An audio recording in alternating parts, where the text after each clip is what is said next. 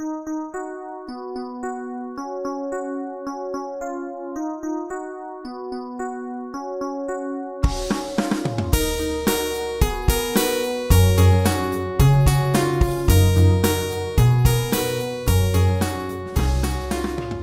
troisième partie, c'est le premier cours de cette deuxième année sur la morale. Et vous voyez que la morale commence à apparaître d'une façon beaucoup plus sympathique quand on la connaît vraiment, quand on sait vraiment ce que ce n'est pas seulement un ensemble d'obligations auxquelles il faudrait nous soumettre pour des raisons plus ou moins valables, plus ou moins personnelles. On voit qu'en fin de compte, c'est le mode d'emploi pour arriver à tout ce que nous désirons le plus cher, tout homme, c'est-à-dire le bonheur, en fin de compte. C'est vrai, il y a eu des philosophies qui ont présenté la morale comme un ensemble de règlements, on va le voir, qui n'ont pas grand-chose à voir avec le bien de l'homme. Ou alors, quand on s'arrête à une vie simplement laïque, comme on dit aujourd'hui, où le bien de l'homme ne ressort pas dans toute sa plénitude, hein, qui est le bonheur. On va en reparler, on en a parlé déjà un peu. Et on va en parler dans ces cours. Donc voilà, la morale. Nous revenons maintenant, donc on a parlé du faire tout à l'heure, F-A-I-R-E, le domaine de l'art et de la technique, et nous revenons maintenant au domaine de l'agir, de la morale, oui, qui est celui de la philosophie pratique. Et nous voyons d'abord les notions fondamentales de la morale. Pour aborder ces notions, nous allons revenir à un aspect de la philosophie vu l'an dernier, qui est que tout être imparfait tend à se perfectionner. Et tout être, pratiquement, de ce monde vient à l'existence imparfaite, c'est-à-dire non formé complètement, et tente à se perfectionner, ne serait-ce que chez les vivants pour acquérir leur forme corporelle adulte. Un petit renard, et avant de devenir, il n'est pas encore arrivé à sa stature d'adulte, hein, de renard adulte. Il a tout un développement à suivre, à subir, avant d'arriver renard adulte. De même, un homme, il naît bébé, il a à devenir un homme adulte, formé, instruit pour gagner correctement sa vie, sinon pour avoir un bon mode de vie sur la terre, sans parler de la destinée éternelle extraordinaire qui nous attend là-haut au paradis. Hein. Donc tout être imparfait tente à acquérir la perfection qui lui manque. On se rappelle que l'on exprime cela avec les notions de changement, de puissance et d'acte. On a vu tout ça dans la première année. Il y a dans tout être en puissance une orientation vers l'être en acte dont il est la possibilité. Vous voyez, il y a, un exemple, il y a dans la cerise une orientation à devenir cerisier, une puissance à devenir cerisier en acte. Cette perfection que tout être imparfait tente à acquérir s'appelle un bien. Le terme bien pris ici dans son sens universel, sans connotation morale. Hein. On est dans la métaphysique là, on fait un rappel de la première année. Par exemple, une personne désire savoir jouer du piano. Cette perfection de savoir jouer du piano qu'elle cherche à acquérir est un bien sans aucune valeur morale en soi. Hein. Il n'est ni bien ni mal de jouer du piano en tant que tel. De même, désirer être à Rome cet été est une tendance vers la perfection, le bien d'être à Rome. Bon, une perfection tout à fait relative, mais bon, ça peut être une perfection dans le sens où ça va me... Par exemple, je fais des études d'histoire avec du latin, et donc je vais sur place étudier cette ville merveilleuse du point de vue historique. Et ça va m'acquérir, je vais acquérir un bien grâce à ce voyage et à ce séjour à Rome. Le bien est une notion analogue, on se rappelle, c'est-à-dire qu'il y a un même sens dans tous les êtres auxquels il s'applique, mais pas toujours avec la même valeur. Il a une valeur mobile, avec une certaine hiérarchisation. Voilà, il faut revenir sur nos cours précédents pour comprendre cela. On se souvient aussi que cette tendance vers un bien à acquérir est la cause de toute l'activité qu'il y a dans le monde. Si tous les êtres avaient tout ce qu'il faut pour être pleinement ce qu'ils sont, ils ne tendraient pas à acquérir autre chose. Si par exemple, moi j'avais trouvé tout ce que je désire, si je désirais plus rien, je ne chercherais plus rien. Il y a un dynamisme perpétuel dans ce monde par les êtres qui cherchent sans cesse à acquérir les biens qu'ils n'ont pas, d'autant plus que certains d'entre ceux-ci sont à renouveler constamment comme la nourriture ou la boisson. Ces biens qu'ils cherchent à atteindre constituent leur but, leur fin. La cause de tout le mouvement du monde, en fait, c'est la finalité. Vous avez peut-être entendu parler de ça. On peut noter en passant l'aveuglement de certains systèmes philosophiques qui nient la finalité dans le monde, ce qui revient à en nier toute l'activité. Il n'y avait pas d'en reparler. La finalité s'appuie sur le principe de finalité, vu aussi l'an dernier, qui dit que toute activité se dirige vers une fin, vers sa fin.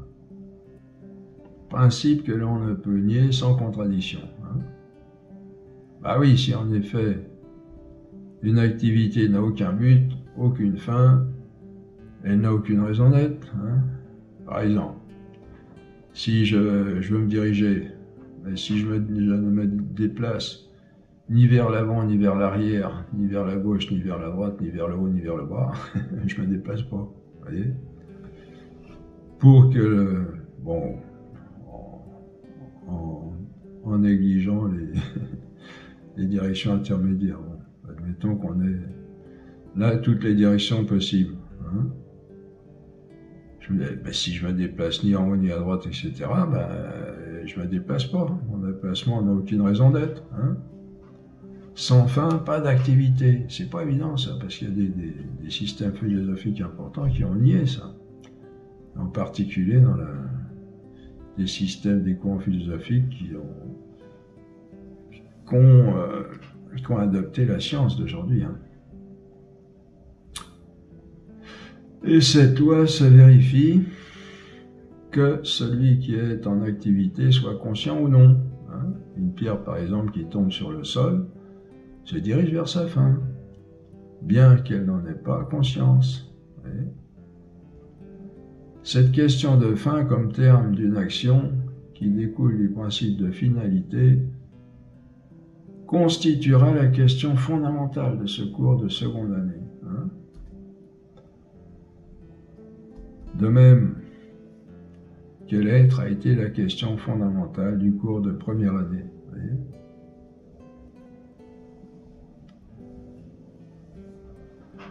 On verra l'application de cette question de finalité, surtout dans ce principe fondamental de morale qu'il faut se diriger vers le bien et se détourner du mal. Nous devons nous diriger vers une fin, et une fin qui soit bonne, et nous détourner d'une fin qui serait mauvaise. Voyez ? Nous reviendrons sur ce qui est bon et sur ce qui est mauvais pour l'homme. C'est fondamental aussi en morale.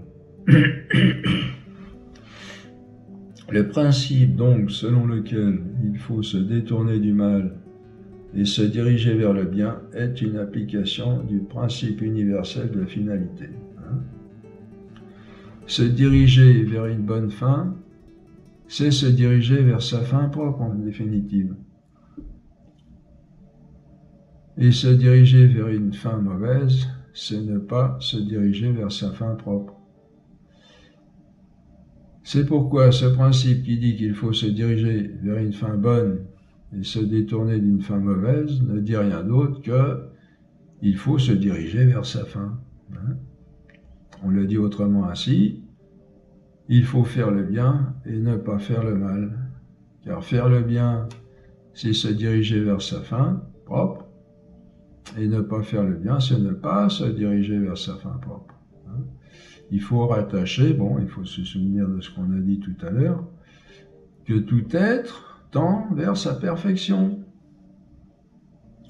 vers sa complétude, si vous voulez, rempli. Prenez l'idée toute bête, un seau vide au départ, bon, sa plénitude, ça va être d'être rempli d'eau, par exemple. Et sa fin, ça va être d'être rempli d'eau.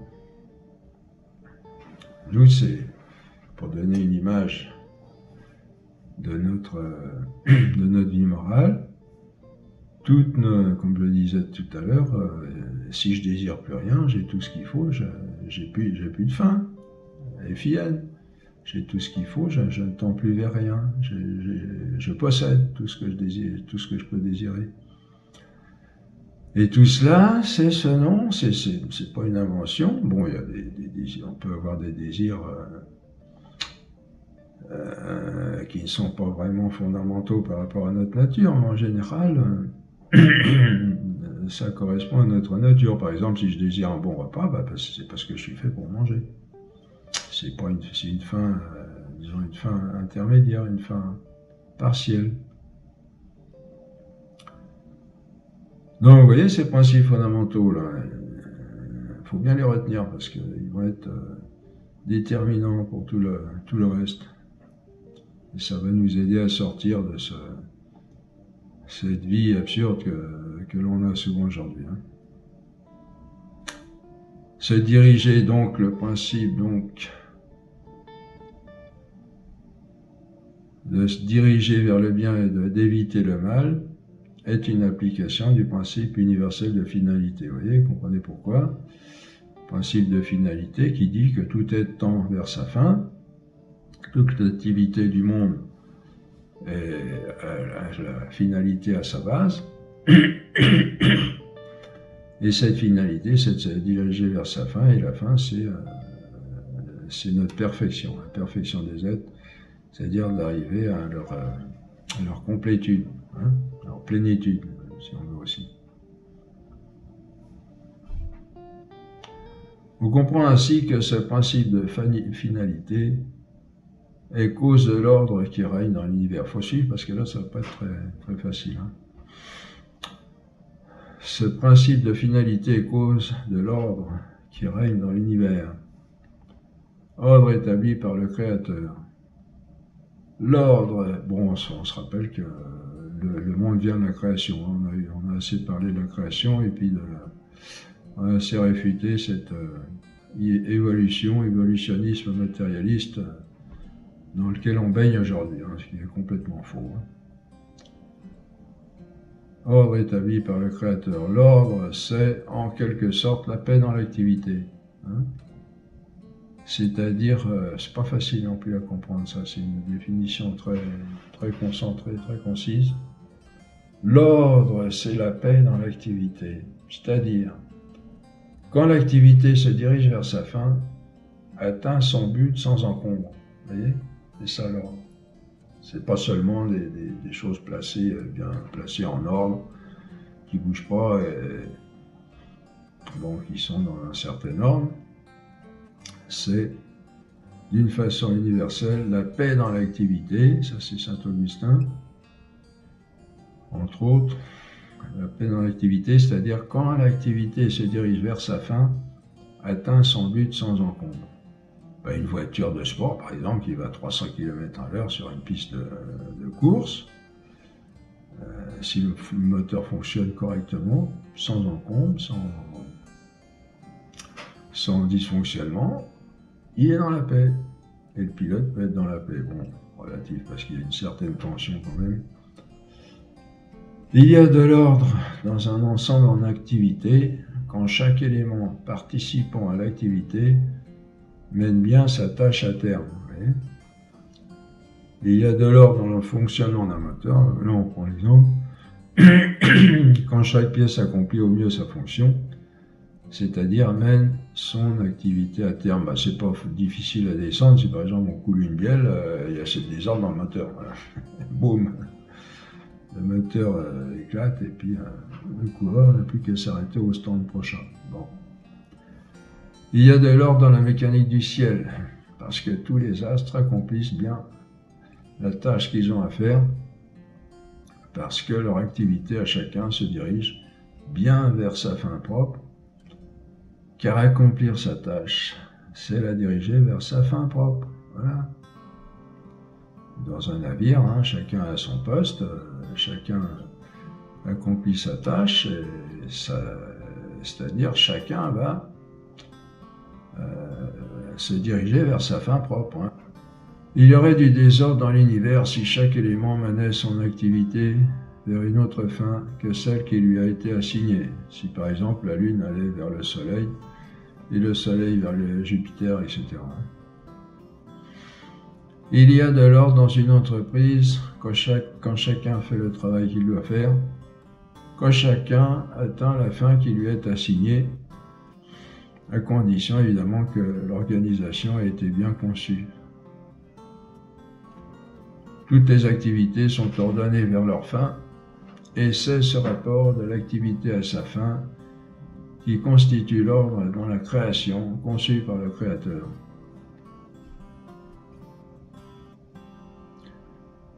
Quand un être se dirige bien vers sa fin propre, on dit qu'il obéit à une loi, à sa loi.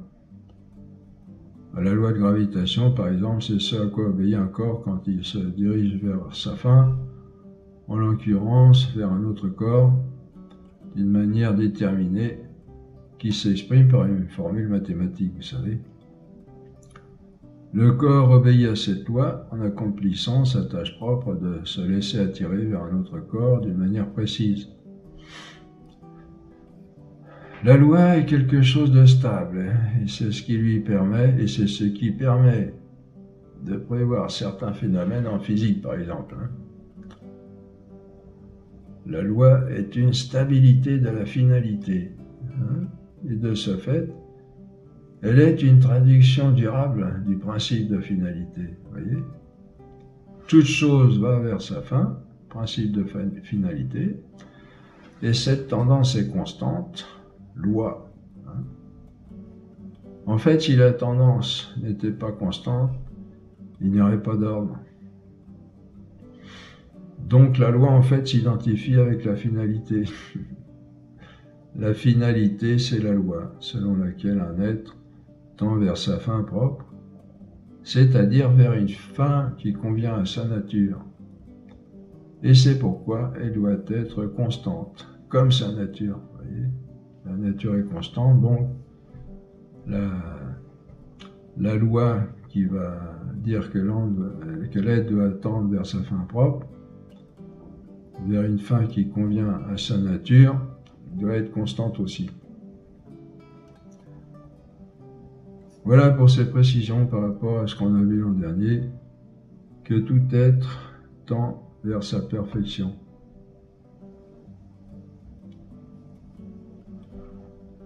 À propos des activités, on en remarque qui mettent en jeu l'intelligence et d'autres non.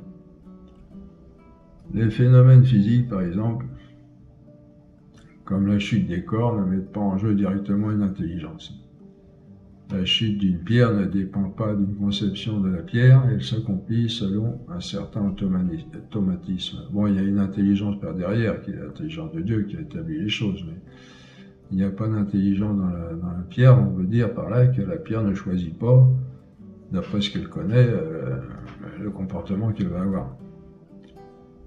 De même, un homme qui tombe du dernier étage d'un immeuble pourra réfléchir autant qu'il veut sur sa chute, cela ne change rien au phénomène.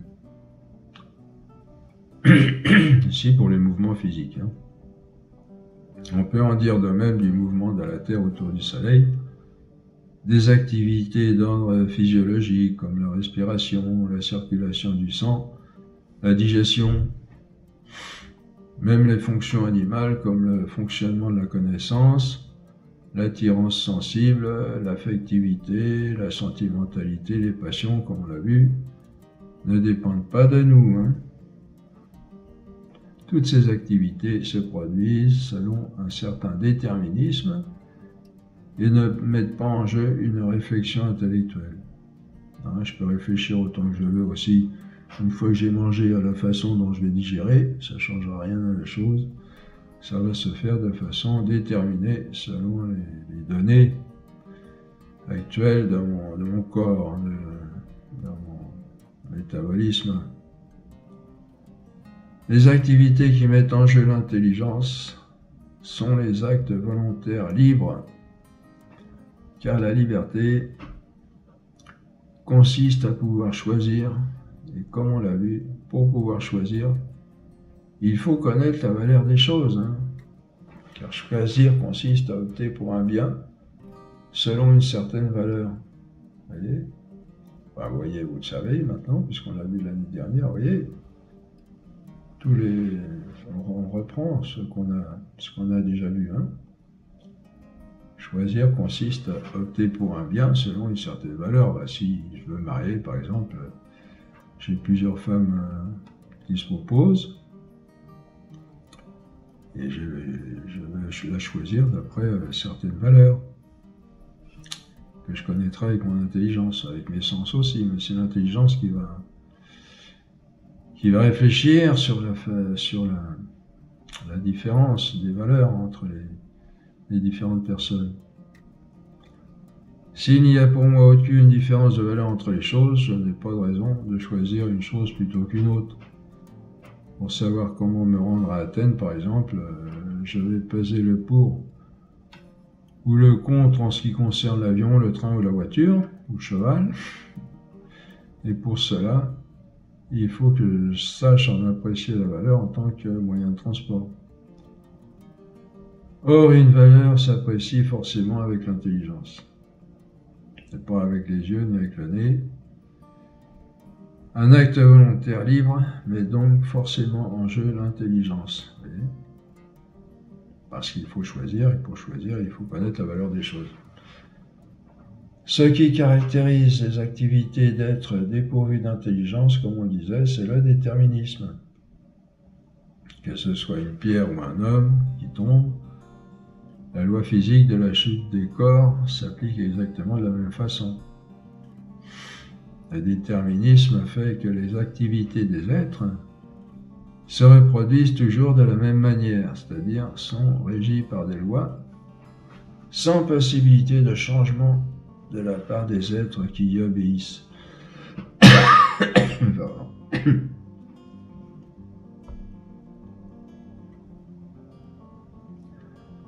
Les actes volontaires libres, par contre, ne sont pas régis par les lois du déterminisme, mais ça ne veut pas dire non plus que l'on puisse faire n'importe quoi. Ah, voilà. On va arriver à un point sensible. Un acte volontaire libre doit être aussi fait d'une certaine manière. Un acte volontaire libre doit être aussi fait d'une certaine manière. Il n'en est pas réduit.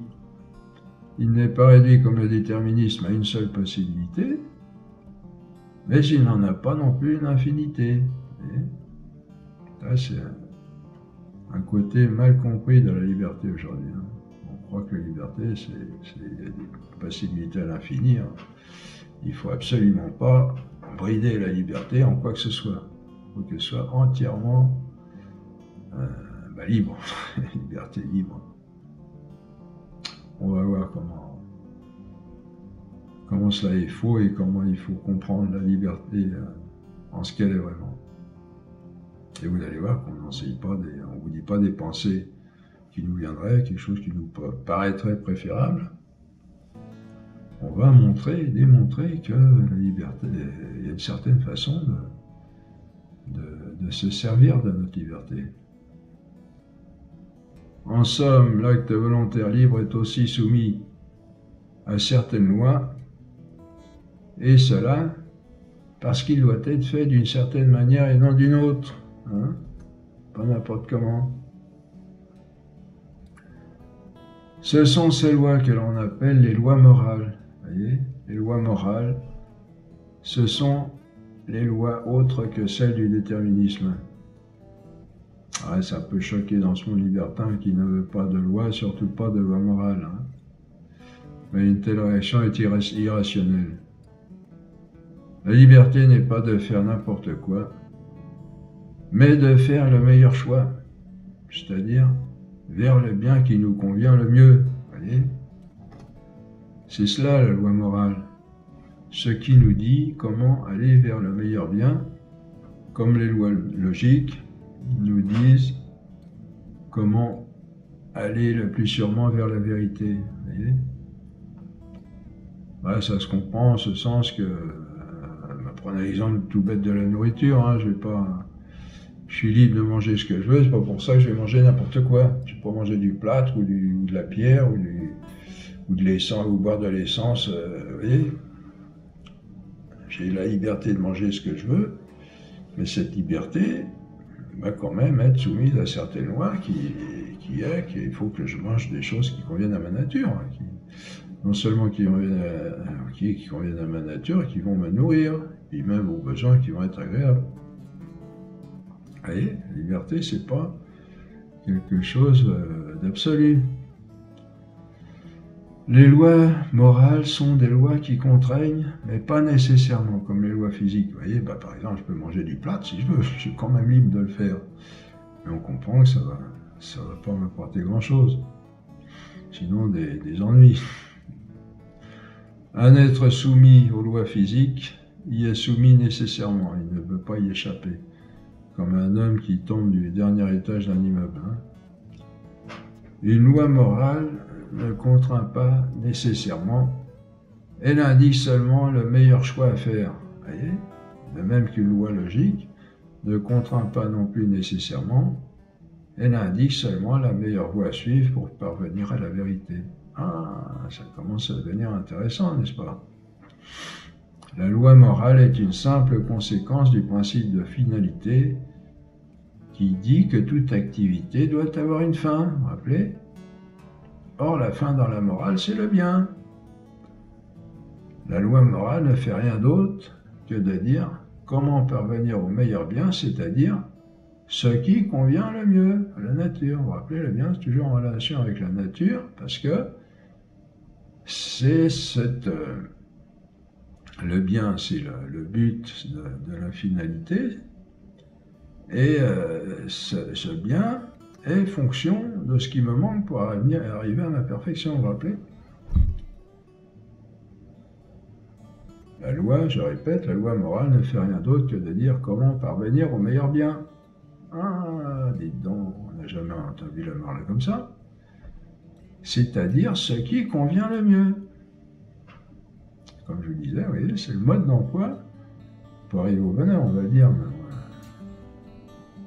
On vous le signale quand même maintenant. Il y a un ordre moral pour que tout se passe au mieux pour soi et pour l'ensemble des hommes. Ah oui, parce qu'on n'est pas tout seul non plus. Hein. De même qu'il y a un ordre physique pour que tout se passe au mieux dans l'ensemble des corps, comme dans la mécanique du ciel, que les savants ne cessent d'admirer. Du point de vue mathématique, c'est d'une beauté. Il y a des gens qui consacrent leur vie entière à contempler, à se réjouir de contempler le ciel, non seulement du point de vue sensible, mais aussi du point de vue intellectuel. Et de même, en l'homme et entre les hommes, il peut y avoir un ordre comme ça, mais qui n'est pas déterminé. C'est pour ça qu'il ne se fait pas automatiquement. Il ne fait pas partie du déterminisme, parce qu'il est soumis à la liberté de l'homme. Vous comprenez ? Ah, ça explique beaucoup de choses, ça. Comment les lois morales régissent-elles nos actes ? Comment fait-on pour choisir telle solution plutôt que telle autre ? Eh bien, on a dit que la loi morale, comme toute loi, traduisait le principe de finalité qui dit que toute activité, qu'en toute activité, l'être à l'origine de l'activité se dirige vers sa fin. Pour savoir donc ce qu'est la loi morale de l'homme, il faut savoir ce qu'est sa fin, la fin de l'homme, puisque la loi est ce qui dit comment parvenir au mieux à la fin. Or, la fin de l'homme, c'est le bien souverain, pardon, et le bien universel, objet de sa volonté, de même que l'être universel est l'objet de son intelligence. Vous vous rappelez ? En fait, c'est la même chose qui est objet de l'intelligence comme être, et objet de la volonté comme bien, comme on l'a vu, hein. Première année. La loi morale sera donc là où les règles qui nous feront le mieux atteindre cette fin dernière de l'homme, et toutes les fins intermédiaires sur le chemin vers cette fin dernière. Vous voyez, hein, la fin dernière et puis toutes les fins intermédiaires qui vont nous permettre de parvenir à cette fin dernière. C'est ainsi que la loi morale régit nos actes en nous faisant agir de manière à atteindre au mieux cette fin, d'abord au niveau de l'intelligence, pour connaître les meilleures valeurs, les biens qui nous conviennent, et ensuite au niveau de la volonté, pour faire les meilleurs choix. Eh bien, on voit ainsi ce qu'il faut répondre à l'objection qui condamne la loi morale sous prétexte qu'elle supprimerait toute liberté. Hein. Une loi morale n'est pas contraignante comme une loi physique, ainsi qu'on l'a vu. Un fer porté au rouge brûle nécessairement, mais une loi morale n'oblige pas nécessairement. Un homme peut refuser de la suivre, même en connaissant tous les avantages. On n'en a que trop d'exemples autour de nous et même en nous. Hein. Bon, moi j'ai eu quelqu'un dans ma famille qui avait tout ce qu'il fallait, une bonne situation, une belle femme, tout ce qu'il fallait pour être heureux, comme on dit, du point de vue de la terre. Paf, il s'en va, il va avec une autre femme. Bon, on comprend pas pourquoi. Bon, c'est un petit exemple, hein, ou des enfants, des parents qui ont des enfants qui s'en vont de travers, n'importe comment, alors que les parents avaient tout fait pour qu'ils aient une bonne situation. Dire que la loi morale annule la liberté est un non-sens quand on réfléchit sérieusement, car la liberté ne sera pleinement satisfaite que si elle s'exerce, comme on l'a vu en première année. Sinon, elle est comme une faculté morte. Hein, et elle s'exerce le mieux quand elle choisit le meilleur bien, quand elle fait les meilleurs choix, car la liberté est une faculté de choisir. Vous voyez ? C'est pareil, il y a des philosophies qui ont revendiqué l'absolu de la liberté. Hein. Je ne vais pas l'engager parce que sinon je ne serais plus libre. Je ne vais pas me marier parce que je serais plus libre. La liberté, c'est pas une faculté absolue à mettre sous une cloche et puis à se mettre à genoux devant pour l'adorer. La liberté, c'est une faculté de choisir, de même que la faculté de marcher, c'est fait pour marcher.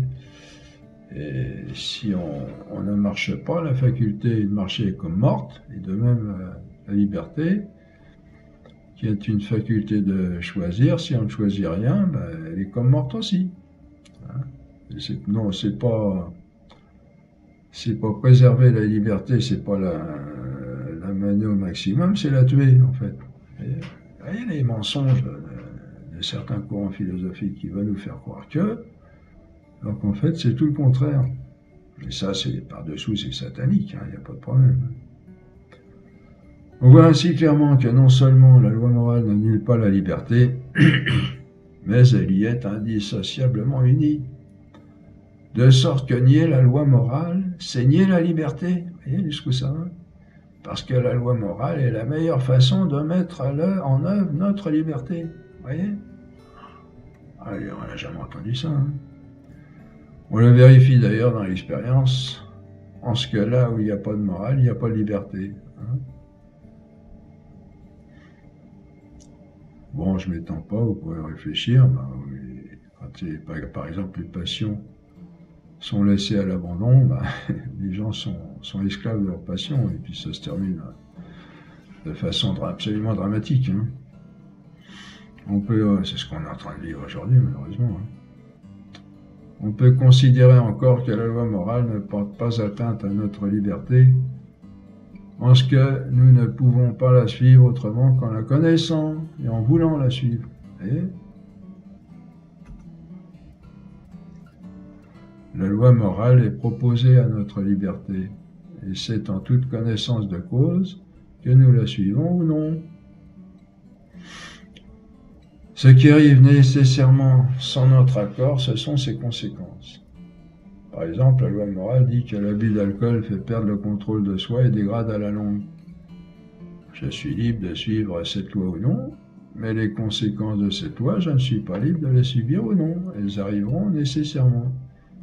C'est-à-dire que si je n'abuse pas d'alcool, je garderai le contrôle de moi-même et je ne me dégraderai pas, au moins de ce côté-là.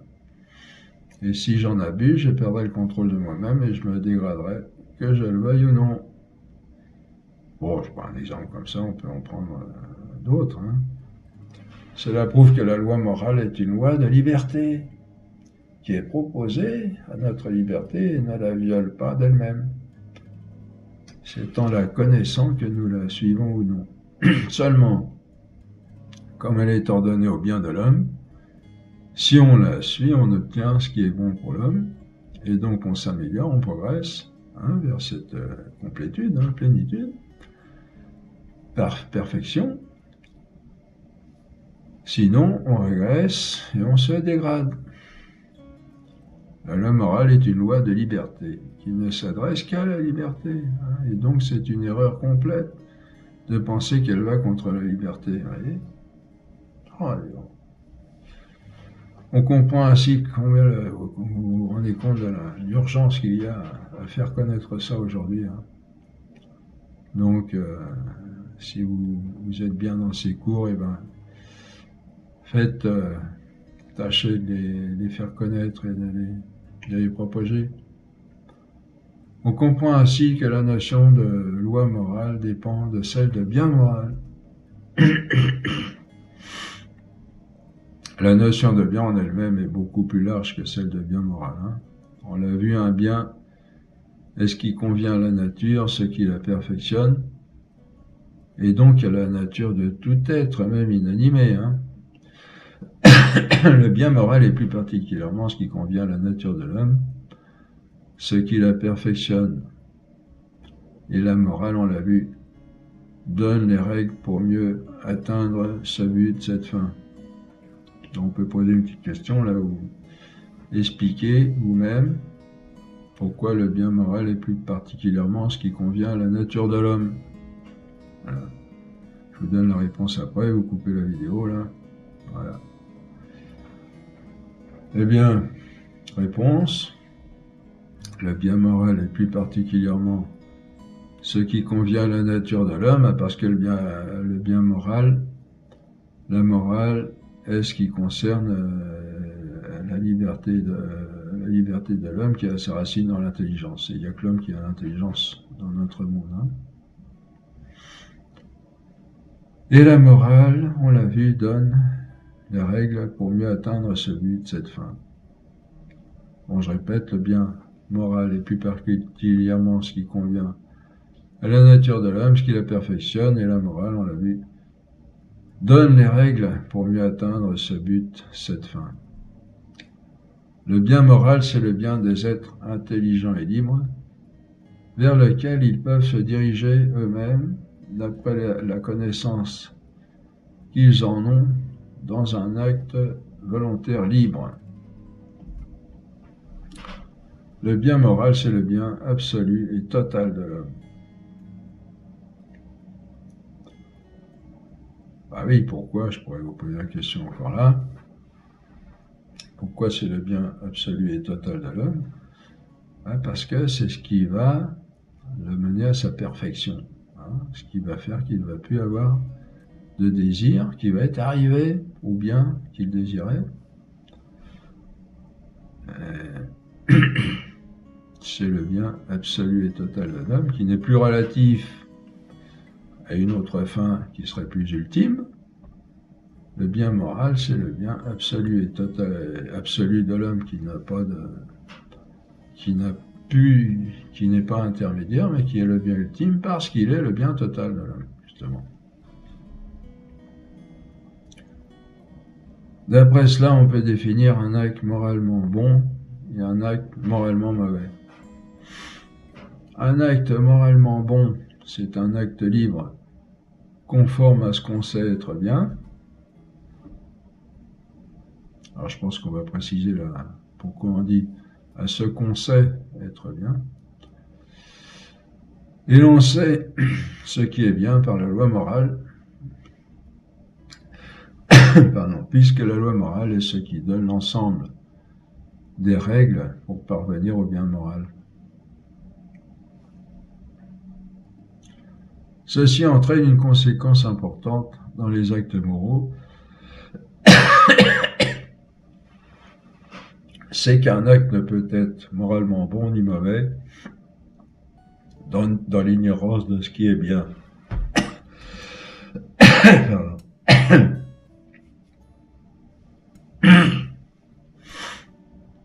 Par exemple, un indigène qui n'a jamais connu l'alcool, n'est pas responsable de sa perte de contrôle de lui-même si un colon lui offre d'en boire plus que de raison. Et c'est pour ça qu'on disait, un acte moral bon, c'est un acte libre, conforme à ce qu'on sait être bien. Hein. Si on ne le sait pas, il n'y a pas de bonté ni de mauvaiseté, si on peut dire. Seulement, il faut là distinguer entre ignorance et ignorance. C'est-à-dire entre ignorance volontaire et ignorance involontaire. Vous savez, l'ignorance volontaire, c'est de ne pas prendre la peine de connaître la loi morale pour ne pas avoir à s'y soumettre, hein, et faire ce qui nous fait plaisir sans mesurer les conséquences. Par exemple, j'amène dans un milieu sans foi ni loi une vie pas très édifiante, lorsqu'un missionnaire vient annoncer la bonne nouvelle, laquelle comporte d'abandonner sa vie dissolue pour gagner le paradis. Je n'ai pas très envie d'abandonner la vie que je mène actuellement et je fais la sourde oreille à cette annonce pour pouvoir continuer cette vie déréglée et ne pas être inquiété par ma conscience. C'est une ignorance volontaire de la loi morale, vous comprenez, hein. On en a des tas de cas, hein, de gens qui refusent, par exemple, de connaître la doctrine catholique parce qu'ils ont peur d'être obligés d'une façon ou d'une autre. En général, cette ignorance se produit quand l'homme veut faire quelque chose de répréhensible et en même temps ne pas être inquiété dans sa conscience par une interdiction malencontreuse. Ça ne veut pas dire qu'il ne va pas être inquiété dans sa conscience, parce que la conscience a quand même quelque chose d'originel. Et là,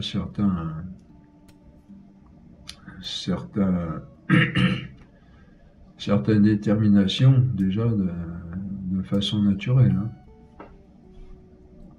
On comprend que l'ignorance volontaire est coupable, hein, évidemment. Un peu au même titre que le péché que l'on commet sous son couvert, sauf que la responsabilité, là, est indirecte, alors que dans le péché, elle est directe. On peut prendre un autre exemple d'ignorance volontaire en celui qui fume, qui boit ou se drogue, en se cachant à lui-même les conséquences par de faux arguments comme de toute façon il faudra bien mourir un jour. Hein. Il faut bien considérer aussi que l'ignorance volontaire n'est pas toujours ferme et pleinement consciente. Elle peut être fermement résolue comme aussi se produire par omission, tout simplement en omettant de s'instruire de ce qui est du devoir de s'instruire. Hein, on connaît la maxime, nul n'est censé ignorer la loi. On pense là en général à la loi civile, mais on peut étendre cela à toute loi morale. Hein. Il est de notre devoir de nous instruire sur ce qui est bien et sur ce qui est mal, et la négligence à ce sujet est une faute. Hein. C'est la politique de l'autruche. Hein. Il faut faire très attention à cette distinction importante car beaucoup de personnes, même chargées d'enseigner, n'y prennent pas garde, ce qui entraîne les pires abus. À ce titre, on pourrait tuer, commettre l'adultère ou blasphémer sans commettre aucune faute, en n'ayant pas pleinement conscience de la faute. Le démon encore là a beaucoup d'intérêt. Hein, vous voyez, des gens qui disent on n'est pas responsable si on dans l'ignorance. Ouais, mais il faut voir dans quelle mesure cette ignorance est volontaire ou involontaire. Et si c'est volontaire déterminé ou volontaire par ambition. Hein, ça peut être très subtil. Hein, ça peut être, on fait la sourde oreille, on se bouche les oreilles à soi-même, à sa conscience. C'est très délicat tout ça. Hein. Bon, la meilleure solution, c'est de s'instruire au mieux, comme vous le faites là avec ces cours, pour savoir quelle est la vérité et savoir quel est le meilleur chemin à suivre. D'ailleurs, il y a tout à y gagner. Hein. Bon, c'est sûr que quand il faut changer de vie, c'est pas facile. Moi, ça m'est arrivé, je me suis converti à l'âge de 25 ans. Il a fallu renoncer à pas mal de choses et c'est dur. Hein. Surtout que j'étais consacré. Donc en plus... Mais il faut faire des sacrifices de toute façon dans la vie quand on veut arriver à quelque chose. Sinon, il n'y a aucun intérêt à se laisser aller et ça conduit à finir comme une épave, hein, en exagérant la chose. Il est vrai qu'il peut y avoir des circonstances atténuantes, mais en toute ignorance volontaire, même par omission, il y a toujours responsabilité et donc faute. On voit ainsi comment la loi morale implique le devoir. Le devoir, c'est ce qu'on doit faire conformément à notre bien. Voyez. Toute loi implique un devoir, même en physique. Par la loi de la gravitation, par exemple, la pierre doit tomber d'une certaine manière avec une certaine vitesse. La loi morale entraîne aussi les notions de mérite et de démérite. Et par suite, les notions de récompense et de châtiment. Toute peine mérite salaire, dit-on. Or, l'application de la loi morale va être de viser le bien humain, et cette tendance est une peine qui mérite donc salaire, c'est-à-dire récompense. Ce peut être d'abord le bien obtenu, mais aussi la reconnaissance d'autres personnes, ce qui peut se traduire concrètement par une récompense. Par exemple, un homme cherche la sagesse et l'obtient, dans une certaine mesure. Ce bien obtenu peut constituer une récompense en soi pour lui, mais comme c'est un bien aussi pour l'humanité, car tout homme qui s'élève en sagesse élève avec lui le monde, car le monde en profite toujours plus ou moins, cet homme mérite la reconnaissance de l'humanité qui peut se traduire par une récompense comme une statue élevée en son honneur, ce qui arrive aussi. Hein. On en a ainsi de certains grands poètes comme Corneille sur la place du Panthéon. Corneille, hein, c'est pas seulement un poète, c'est quelqu'un qui nous a donné de très bons exemples de bons comportements, de bien moral. À l'inverse, un homme qui n'obtient pas le bien qu'il devra obtenir et agit contrairement à la loi morale démérite et a droit à l'inverse de la récompense, c'est-à-dire un châtiment. C'est clair du côté naturel, car celui qui boit outre mesure, par exemple, finit toujours par en payer les conséquences. Et donc Jean Deja, dont je reprends le plan des cours, s'arrête là en pensant que tout châtiment, comme beaucoup pensent, hein, même chez les prédicateurs, tout châtiment n'est que le mauvais usage de la loi morale qui retombe de lui-même sur le nez de celui qui fait ce mauvais usage. Il semble opposer un châtiment des personnes par d'autres personnes, mais il semble qu'il faille aller plus loin et voir justement dans le comportement de la nature, si l'on peut dire, une image de ce que doit être le comportement humain.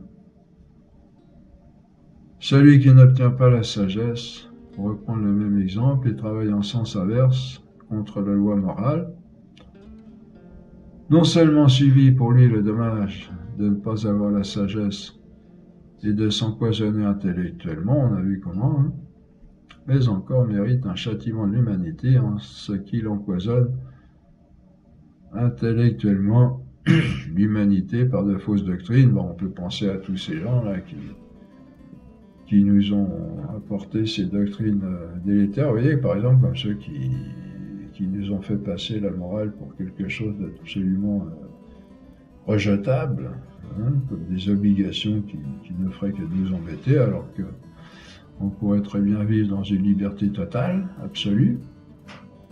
Et vous voyez où tout cela conduit, hein, tous ces gens les jeunes qui vont, j'en parlais avec un psychiatre, là, je dis on va vers un désastre, il était entièrement d'accord avec moi, et lui il est dans le vif du sujet, hein, il en reçoit des gens comme ça sans cesse. Hein. Que méritent ces gens qui nous ont conduits dans ces erreurs qui nous détruisent, hein, et sans parler du châtiment qui arrivera par Dieu dans l'éternité. Hein. On en parle ici justement. En tout cas, Dieu lui-même ne semble pas agir autrement. Le châtiment éternel n'est pas seulement une conséquence du péché de l'homme, mais aussi une condamnation de Dieu, hein, comme Jésus le signifie dans ce passage de l'Évangile. Allez, maudit au feu éternel, préparé depuis toujours pour le diable et ses anges. Hein, vous vous rappelez là où il dit, il place les chèvres à droite et les boucs à gauche, et puis il dit venez à droite, venez bénis mon Père parce que j'ai eu faim, vous m'avez donné à manger, etc. Et à gauche, allez maudit au feu éternel parce que j'ai eu faim et vous ne m'avez pas donné à manger, etc. Et là on voit bien que ce ne sont pas les gens qui vont en enfer d'eux-mêmes parce qu'ils se prennent conscience qu'ils ont commis des fautes, mais que on voit le geste de Jésus faire « Allez, maudit au feu éternel hein, », préparé depuis toujours, pour le diable et ses anges. Donc c'est pas le châtiment n'est pas seulement une conséquence de ce qu'on a fait qui nous retombe sur le nez comme naturellement, ça peut être aussi des châtiments qui proviennent des hommes et en particulier de Dieu au jugement dernier. Bon, tout ça, ça remet en cause des histoires comme la peine de mort et les choses comme ça. Bon, on va pas en parler ici. Saint Thomas d'Aquin en a parlé, mais bon, je vais pas attaquer le sujet, c'est pas tellement... On a assez à faire avec le programme qu'on a établi, donc on pourra en parler plus tard. Donc la loi morale entraîne les notions de mérite et de démérite et par suite de récompense et de châtiment. Voilà en ce qui concerne ces questions importantes de morale. On pourra retenir plus particulièrement ce fait que la loi morale est indissociable de la liberté. Et même plus, que la loi morale ne peut s'exercer que dans la liberté. Aussi paradoxal que cela puisse paraître au premier abord. Un acte qui n'est pas libre n'a aucune valeur morale. Et un acte moral est bon quand il va dans le sens du vrai bien de l'homme, et mauvais quand il va dans un autre sens, avec toutes les conséquences que cela entraîne. On comprend ainsi que toute loi morale dépend du bien absolu et total de l'homme, parce que tout est ordonné à celui-ci. C'est une question extrêmement importante et c'est ce dont nous traiterons au prochain cours sur la fin dernière. Voilà, merci de votre attention, à bientôt au prochain cours.